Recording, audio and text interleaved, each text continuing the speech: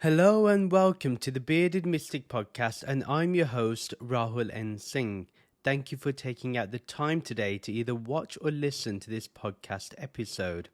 If you're really interested in supporting the Bearded Mystic Podcast and you've found great benefit in listening or watching these episodes, then please do support this podcast on Patreon, where you can get ad-free and bonus episodes along with other benefits depending on the tier that you select. Your support means everything, and it really does help the podcast keep running efficiently and smoothly, and also widens the audience that this message can reach to. If you would like to know more about it, the details are in the show notes and video description below.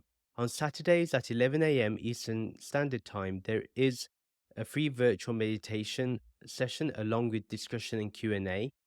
If you're interested in meditating with us as a community, then you can find out the details in the show notes and video description below. Please do like, comment, and subscribe if you're watching this on YouTube. And if you're listening to this on your favorite podcast streaming app, then please do give this podcast a 5-star rating. It helps the podcast get up in the charts and allows the algorithm to bring this podcast to new listeners. And also do review the podcast if you can, and make sure you do follow or subscribe to keep getting future episodes.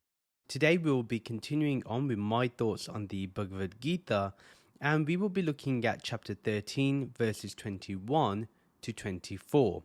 Verse 21: it is said that Prakriti defines the causal principles behind action, the kind of actions needed to be done, the necessary instruments by which they are accomplished, and the kind of doer needed to conduct the actions. But only the Jiva Atma or Purusha is the cause of the pleasure or pain that results from their actions. So we're going to break this verse up. There's a lot to unpack in this verse, so we're going to really break it up and try to understand it more deeply. The first part of the verse is: it is said that Prakriti defines the causal principles behind action, the kind of actions needed to be done, the necessary instruments by which they are accomplished, and the kind of doer needed to conduct the actions. So let's just look at that part. And first of all, we do know that Prakriti, which means for us is the body, and the body constitutes of 5 elements. And along with the senses, they produce actions. They are the reason why there is actions. They are the causal principles behind action. So what we can understand is the 5 elements which constitutes the body, or the Panch Koshas, and the senses, they constitute what actions we do. Now, they also define what actions we need to do, and we go according to the mind. So for example, whatever it perceives, we end up acting in such a way. And the necessary instruments that are talked about here are basically the hands, feet, the tongue, nose, eyes, and ears as well. So those are the instruments which the senses are, where the perception of the senses is conducted and where it's received. With these instruments, all the senses, the instruments of the senses, all those create the world around us within nature. So that's why they are the causal principles and the kind of actions that need to be done. Now, we do the most natural actions. For example, our hands touch things. They understand what's going on around us. It saves us from putting our hands in hot fire. It also allows us to eat food, to create instruments itself, play instruments. So that's something the hands can do. The feet can run, walk, dance. The nose smells food and smells danger. Say if you were living in the jungle, you'll be able to know what's going on, and your ears will be able to hear distinct sounds, and the eyes can see everything around us, and it allows us to avoid obstacles or find our path out of danger or a predicament that we're in. These 5 senses, then what they do is produce information which then is given to the mind. The mind absorbs that information, then informs our intellect, and this is how we conduct our actions. Our intellect really is what defines where our actions are going to go. So, for example, it is our intellect that utilizes vivek, or discernment, between the real and the unreal. So all this is done by Prakriti, yeah? Nothing here talks of the soul, nothing here talks of awareness. It merely is what nature must do. So if you think about it, the body belongs to nature. The body will do what nature prescribes. It will not go beyond that boundary. For example, sometimes people try to put their body in extreme conditions. What tends to happen as a result is repression or suppression. And what this causes is a kind of action which will cause harm, because whatever energy is produced in the body, it needs to have some kind of, it needs to have some sort of release. It needs to be able to transfer itself to something.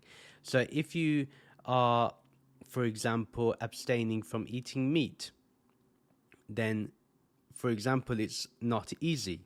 Or if you're abstaining from drinking alcohol, it's not easy. So what do you need to do in those circumstances? Say, for example, not drinking alcohol means, do you avoid going to social gatherings where there's going to be alcohol? How are you going to stop yourself? If somebody says to you, oh, there's only one life, what are you going to do? Or if somebody says one drink will not harm you, what would you do in that circumstance? Those are the kind of things. And the intellect is what says, look, your body will have this reaction if you drink.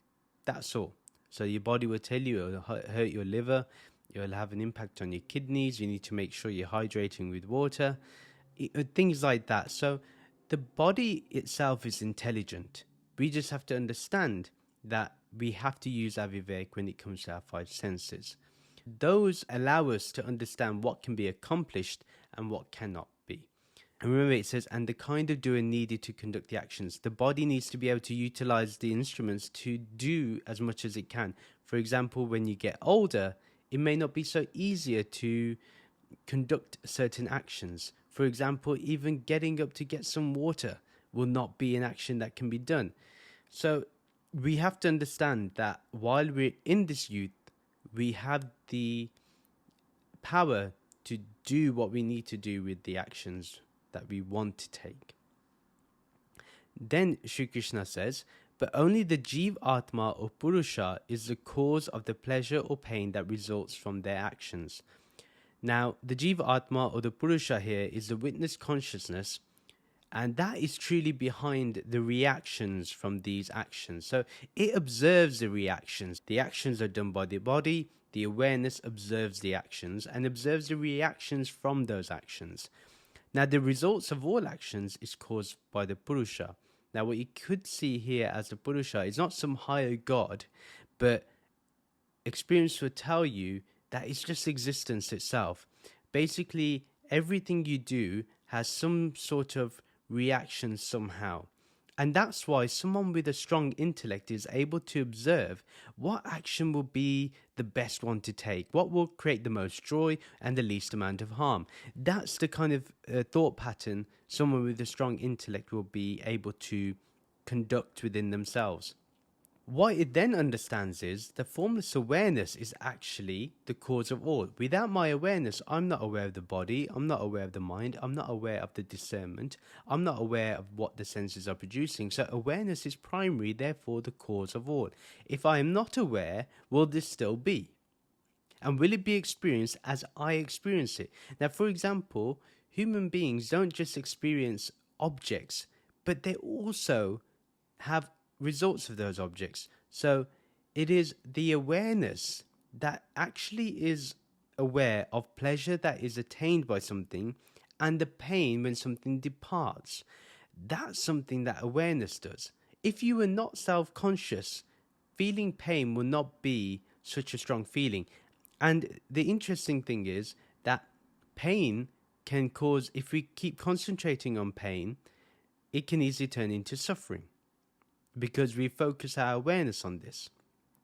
But a sage or someone who's really rested in Brahman, who really understands that they are Brahman, they are able to look at pleasure and pain and say, you know what? I'm beyond these two things. I am the observer. And the observer is never in pleasure and the observer is never in pain. So this is what we need to understand, that it is the awareness that is aware of the five elements, meaning the body. It is the awareness that is aware of the five senses. It is the awareness that is aware of the mind and intellect. And it is awareness that is aware of pain and pleasure, sadness and joy, and all pairs of opposites, heat and cold. All of those opposites.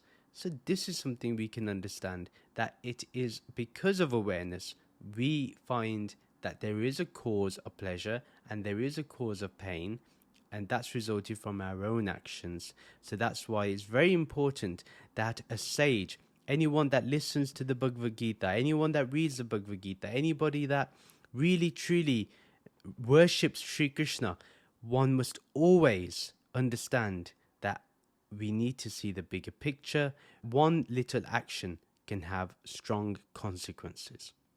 Verse 22, all experiences within Prakriti arise from combinations of the three gunas. At the death of the body, a person's attachment to a specific combination of the gunas determine which womb they will enter in their next incarnation. This determines whether they will be born in a sattvic, rajasic or tamasic body.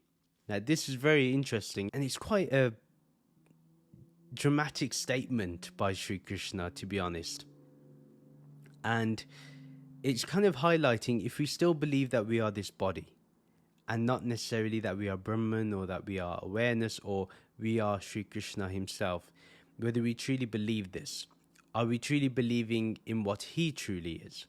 You know, that's what I think he's trying to hint upon. So let's break this verse up. He says, all experiences within Prakriti arise from combinations of the three gunas. Now, every experience within nature arises from the three gunas. It's a combination of tamas, rajas and sattva. So our experience is always a mixture of laziness, hyperactivity, and then pure actions like meditation or mindfulness. And you see this in people. You know, they may be really tired to go to work, and then but they can't sit still and their mind is restless, so there's this hyperactivity, they keep being fidgety, and then at the end of the day they're like, you know what, to solve this, let me do some meditation, let me do some mindfulness, let me do some yoga. So we see that people are like this, and all of our actions and experiences are defined by this. For example, if we see within Prakriti there is a calm ocean, we automatically feel calm. If we are in the middle of a storm, you know, our senses heighten and there's a bit of hyperactivity. You know, what do I do? Why something happens? You know, the mind starts racing. And then when there is something we do not want to do, maybe we feel bored. Maybe we feel like we do not want to get up from a night of good sleep of a good 9-10 hours. That's laziness. Or we rather be like, you know what? I don't want to be concentrating on my spirituality today. I want to take my time and just chill, relax, and be lazy. Yeah. So that's what Sri Krishna is talking about. And then in the next part of the verse, it says, at the death of the body, a person's attachment to a specific combination of gunas determines which kind of womb they will enter in their next incarnation. This determines whether they are born in a sattvic, rajasic or tamasic body. This is quite an interesting statement. So first of all, at the death of the body. So the body will have to die. We have to understand this. This is something that's going to happen to us whether we accept it or not. A lot of us are not willing to accept death. A lot of us are trying to avoid death. We think that death will not happen to us. We live as if we're going to live for eternity. But if we truly understood that we had a limited amount of time on this earth, would we do the actions that we do? Would we think the thoughts that we have? Will we respond or react to things on social media like we do? These are the type of actions we would put under the microscope if we understood that this body will die. Now, if this body will die, where will the mind be housed? Without the body, there is no mind. The mind cannot be powered. Therefore, the mind will have to find its next step in the journey. Now, dependent on how you are, a person will be attached to a specific combination of the gunas, which determines what kind of womb they're going to be in. What does Sri Krishna mean by this? Our next incarnation means our next life. This is another way of Sri Krishna saying reincarnation happens. And then he says, whatever we do in this life is going to determine what type of incarnation, what type of gunas are going to be stronger in the next incarnation. So, are we attached to constantly doing actions? Are we attached to sleeping or just lazing around and doing nothing? Or are we attached to doing rituals and meditation and living a sattvic life? Depending on how we live our life, it will determine what we will do in the next one. So if I've been meditating a lot in this life, but I've not been able to get mukti, I've not been able to attain liberation while I'm alive, then what will happen is I will probably go into a family and have a body that will support that type of actions that I need to do, that combination where majority of it will be based on the sattvic way of meditation and rituals, and there'll be elements of action and elements of just being lazy.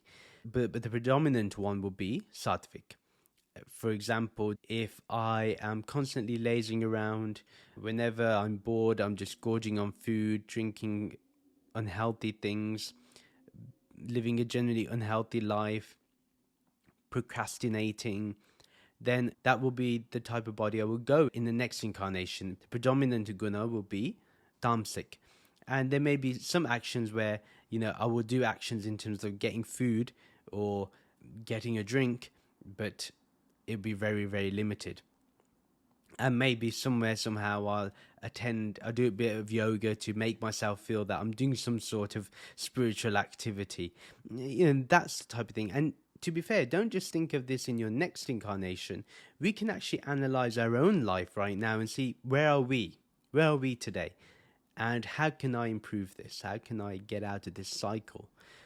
So whatever we are attached to, we will end up embodying that guna. That's very simple. That's essentially what Sri Krishna is saying.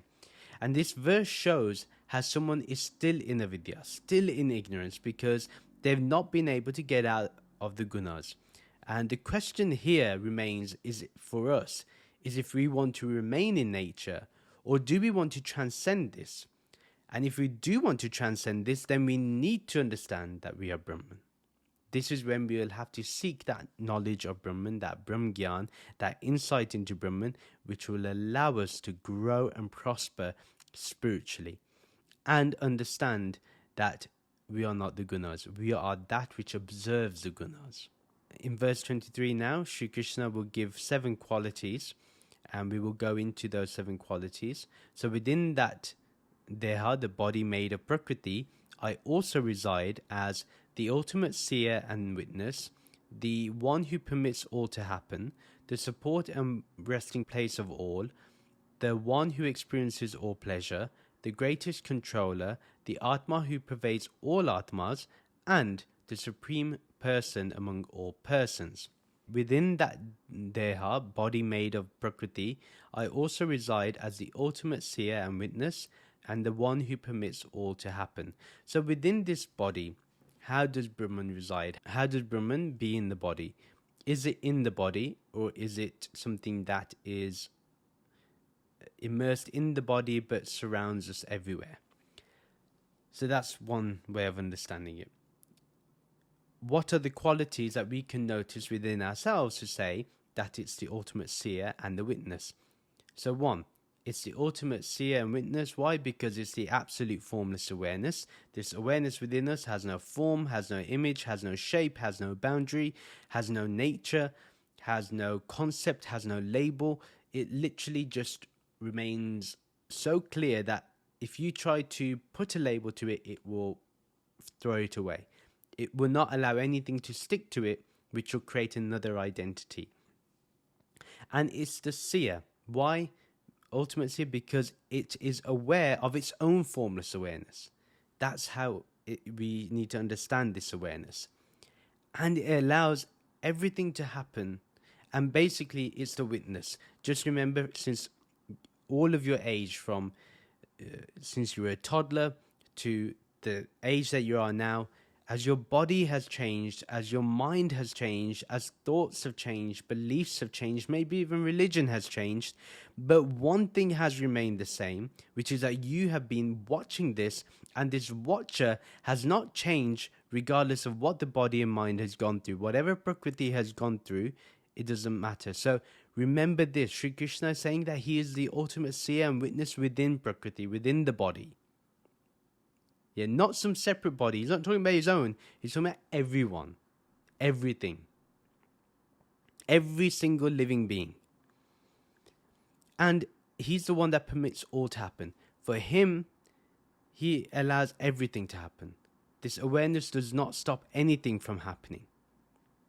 It never interferes with nature, and neither does it feel that nature needs to be modified by its own cause. Neither does it feel that it needs to manipulate nature to go according to what it wants. This is not what the job of the seer and the witness is. If that was the job of the witness, then he would be a doer, not a witness. Good or bad, happiness or sadness, strength or fear, all is permitted to occur. Sri Krishna doesn't stop anything. This Ishvara doesn't stop anything. This formless never stops anything. It allows everything to occur, good and evil. Many people say, why is there good? Why is there evil? Because nature intends that both should exist. Nature is duality. Once we understand this truth, all becomes very clear and one doesn't question anymore. One just simply rests in the understanding. And this is what happens. And it's not bad to ask questions. I mean, I ask plenty. I can't really say we don't ask questions, but our questions become much more deeper, much more refined, and they are not there to be an ego boost, but more so to actually get rid of the ego. That's the power of our questions. Then Sri Krishna says that it is the support and resting place of all, and it is the one who experiences all pleasure. This is very interesting. So it's the support and resting place for the senses. It is the support and resting place for the three states like waking, dreaming, and deep sleep. It is a support and resting place for the mind and the intellect. It is a support and resting place for all living beings. It allows everything to rest in it. Everything is supported by it. Without the awareness, we will not be aware of the senses. We will not be aware of the waking, dreaming, and deep sleep states. We will not be aware of the mind and the intellect. We will not be aware of thinking. We will not be aware of emoting, feeling, sensing,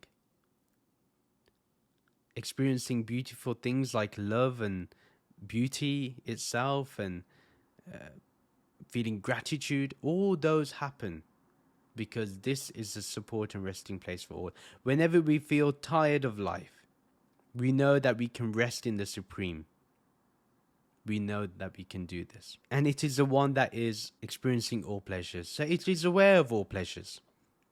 So this is a unique thing, because now when we say we enjoy something, no, it is this formless awareness that is enjoying. It is Sri Krishna that is enjoying. This is another way of renouncing our actions. So now, whenever we do an action which gives us pleasure,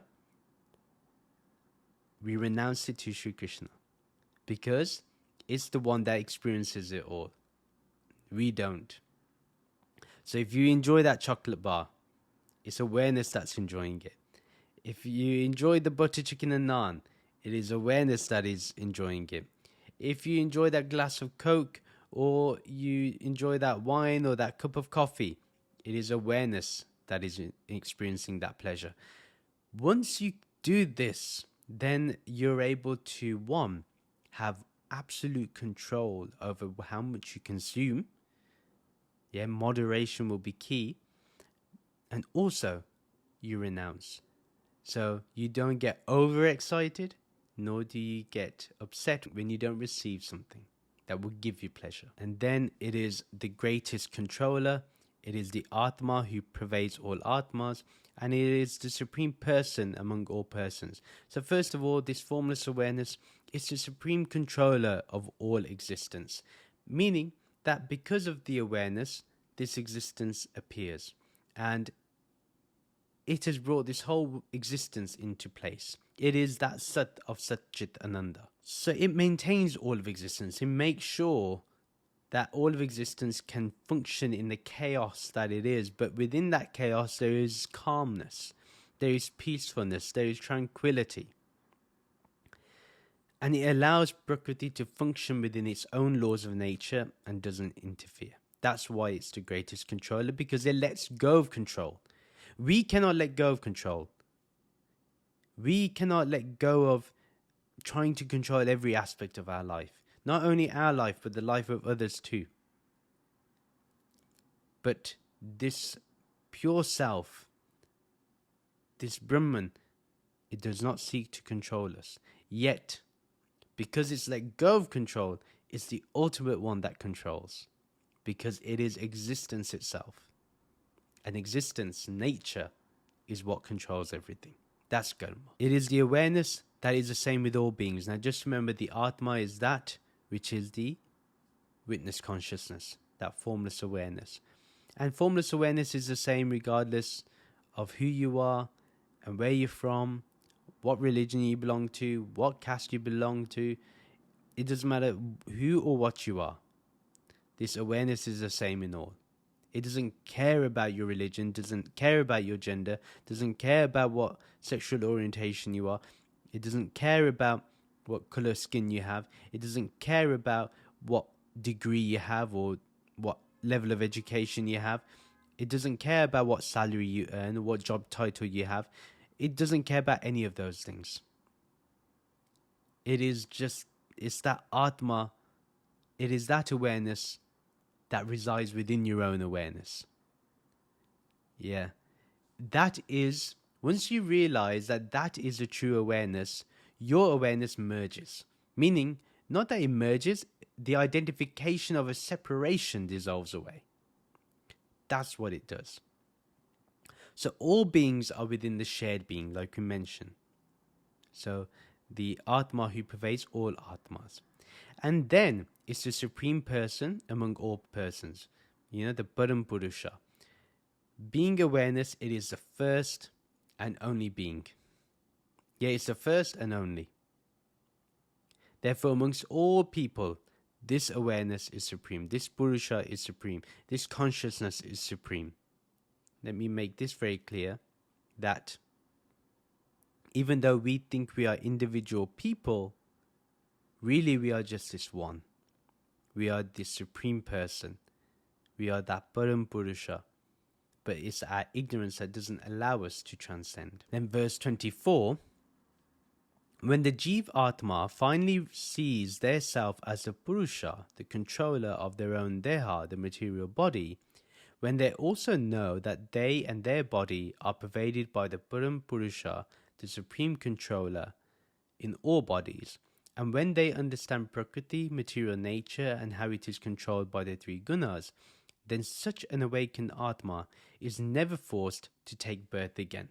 So interesting, we started off with this idea that maybe we will die and we will come back on this earth and it will be determined by which guna will control us. Now Shri Krishna is giving us a way out. This verse 24, remember this, chapter 13 verse 24 is our key to getting out of this cycle of birth and rebirth. If we want to truly transcend birth and death, this verse will help us. Let's break this verse down and let's really discover what it really means. Shri Krishna says, when the Jiva Atma finally sees themselves as the Purusha, the controller of their own Deha, material body, when it means, first of all, how can this Jiva transcend Prakriti and never take birth again? This Jiva has to remove ignorance through the Brahm Gyan that it receives. This Brahm Gyan will help the Jiva remove ignorance. Now, right now, the Jiva thinks, I'm this body. But now, it's going to understand through the Gyan that this Jiva is to stop associating within Prakriti with this Deha, this material body. And he must understand that it is the Purusha within, that witness consciousness within, that is controlling everything. Because there's only this. Because we are the Purusha. You are the Purusha, the witness consciousness. You are the formless awareness within the material body of the 5 elements. And it is, once the Jiva identifies as what it has always been, this formless awareness, and then what happens is, the Jiva then identifies what it has always been, which is this formless awareness. They finally see themselves as the Purusha, the witness consciousness, the controller of their own Deha, the material body. It is the awareness that shows you the actions of the body. When you're breathing, it is your awareness that is aware of the breathing. It is your awareness that is aware of thoughts. It's your awareness that is aware of movements, of sound, of taste. That's what happens. The Jiva Atma finally sees that actually I am not just this body, I'm also that which is aware of this body. So that's what happens. And then Sri Krishna says in the next part, when they also know that they and their body are pervaded by the Param Purusha, the supreme controller in all bodies. So first of all, we have to understand that this formless awareness pervades this body. Yeah, when they also know that they and their body, meaning the Purusha, the Jiva Atma and their body are pervaded by the Param Purusha. So I think I'm this little awareness of this body, but actually this awareness is not just in my body. It pervades my body and it's pervaded by something else. What is this? What is this which is within each cell of my body? Which is this which is within each thought and sensation of the body and mind? And not only just for my body, because if it's true for mine, then it's also true for every single living being that is made from the 5 elements. Not just me and you, every living being. And this is true for all existence. So what is it? It's the supreme controller in all bodies. It's the supreme pure consciousness in all body. It's that supreme awareness in all bodies. So not everybody has tiny bodies of awareness, like we may originally think. Oh, I am aware. Well, where is this I am first? Where has it arisen from? Can we locate where the I am is? Is it actually in the body?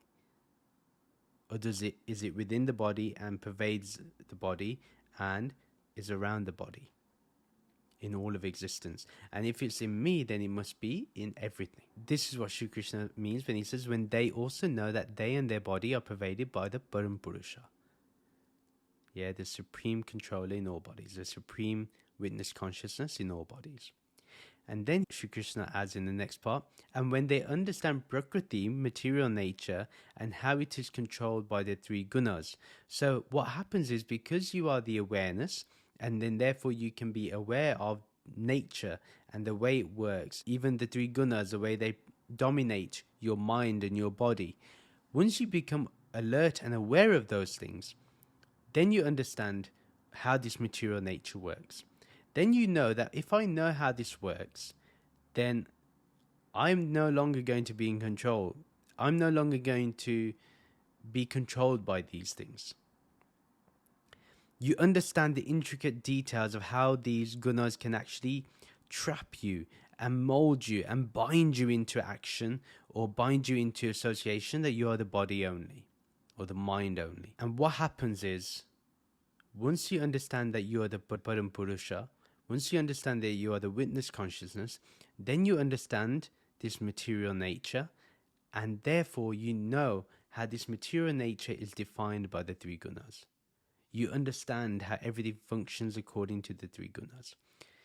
And then Sri Krishna says, then such an awakened Atma is never forced to take birth again. Once you understand what nature is, And then once you understand and associate your Jiva Atma with the Supreme Purusha, the Param Purusha, then you are fully awakened. Then you are truly awake for the first time. This is enlightenment. This. It's not that you stop living. You understand why you're alive. This is all that happens. You understand that you and Brahman are one. You was one, and you always will be one. You are this one infinite consciousness. And it's at this moment, when you fully identify as a Supreme Purusha, that you never take birth again. You transcend samsara. You transcend this existence. And you remain living in formless awareness forever. This is Jivan Mukti. This is what Sri Krishna is taking us towards. This very thing. So let's go over this in a summary. One, you understand that I'm the Jiva Atma. Yeah. I'm not this body and mind. This body and mind is defined by nature. I'm aware of nature and I'm aware of the body and mind and the senses. I'm that witness consciousness which is essentially aware of nature. So it precedes nature. But I'm this mini Jiva Atma. And then you realize that, well, where does this mini Jiva Atma, this individual Jiva Atma, that's supposedly just in my body, where does it arise from? Where is its beginning? Where is its end? Then you realize that it's not just in my body, and it's not just what I define as me, it's that same awareness in every single body. Every single living being of existence, animate or inanimate, with intellect, without intellect, whatever contains, basically every single atom is this Param Purusha. And this is in all bodies, in all atoms, in all particles of existence. So then you realize that it's just this one. It appears as many. I think it's just in my body, but actually it's in every single atom. Therefore, there's only one. That's how we go from duality to non-duality. And because of understanding this, we then truly understand what Prakriti is and how it's controlled by the three gunas. How sattva runs it, how tamas runs it, how rajas runs it and controls it. So then we understand the role of nature, the role of the body, the role of the atoms. And because of this, because we know that we can be aware of this whole process, and it's the awareness that is supreme, then we become awakened, and then we are never forced to take birth again. Watch the word here, never forced to take birth again. That doesn't mean that you may not choose to be born again. You may choose to come back on the earth, maybe because you want to experience the world with your guru again. Maybe you want to be in love with Sri Krishna again. Maybe you want to live another life so you can remain in the ananda of reciting Sri Krishna's name, or your guru's name, or Ishvara's name, or God's name, whatever. But you will never be forced. It will happen in, as I say, sejta, in sehaj, in relaxation, without any conflict. And that is the way a true awakened Atma lives. Every day, once they are awakened forever. Once you understand and rest in awareness that you are this formless awareness itself, and nothing more, nothing less, because there is only that,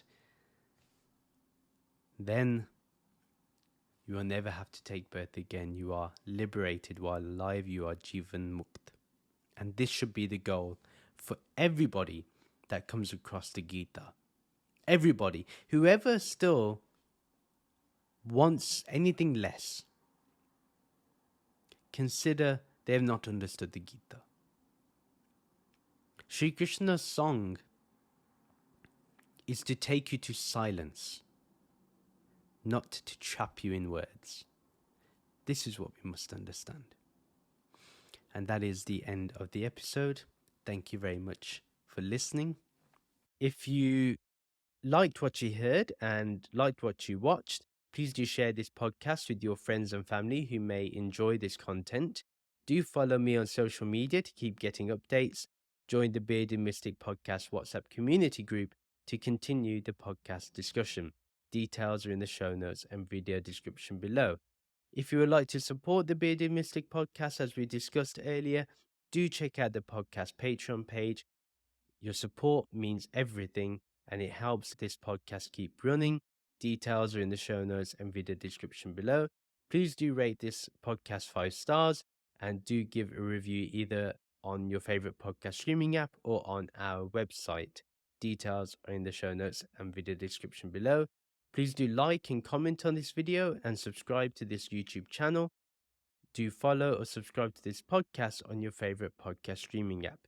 Thank you very much for listening to this episode. Let's end with the Shanti mantra and the Soham mantra. Soham, Soham, I am that, I am that. Om Shanti, Shanti, Shanti. Om Peace, Peace, Peace.